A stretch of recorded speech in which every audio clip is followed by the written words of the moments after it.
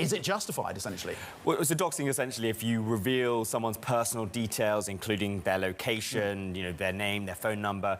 There is an account on Twitter called, I think, Elon Jet, or there was an account on Twitter called Elon Jet, which used a bot to scrape publicly available information about the location of Elon's private jet. And there seems to have been some sort of threat maybe on his life or on his family. We don't know if it's associated with the location of his debt. This appears to be a reaction to that. What does it say about his running of the company? Well, look, this is a private company. You can do whatever he wants. There's all this talk about free speech. He's called himself a free speech absolutist. Ultimately, free speech pertains to the government. The government's ability and willingness to prevent you from expressing your opinion. Private companies can do really whatever they want, even if you were to disagree with this thing.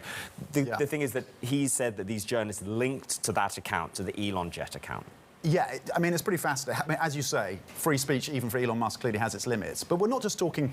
We're talking about established journalists. Wall Street Journal, CNN, the New York Times. What does it say about his leadership style, and what has the reaction been to this?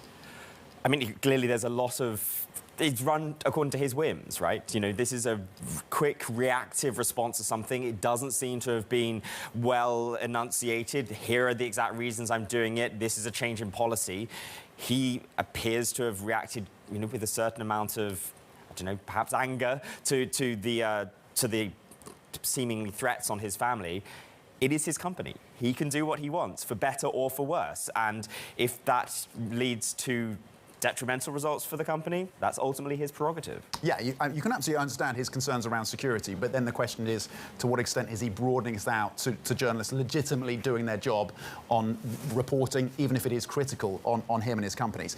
Talking of which, he's obviously sold a pretty significant chunk of shares, once again, around $3.5 billion in Tesla, to help arguably his financial situation, which is pretty challenging around Twitter. What has the market reaction been to that? Well, Tesla shares have lost a huge amount of value. They've dipped below $500 billion for the first time in several years. He has at this stage sold, according to Bloomberg estimates, in the order of $40 billion worth of stock. And almost at every time he does so, he says, I'm done. This is the last time I'm doing it. Then, of course, it happens again.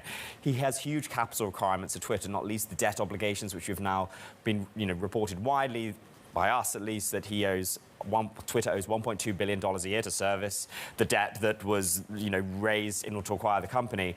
That, forgets the money it costs to actually run Twitter as well. We've seen a mass exodus of advertisers from the platform because they're concerned about brand safety there. There's a fantastic story from our colleagues in this week's edition of Business Week where they put us in the room with some conversations that Elon has had with advertisers where he is sort of live tweeting conversations. That is not the sort of thing that builds brand trust if you're a brand looking to go on the platform. Wow, that sounds like a story worth checking out. I haven't seen that one yet. Fascinating.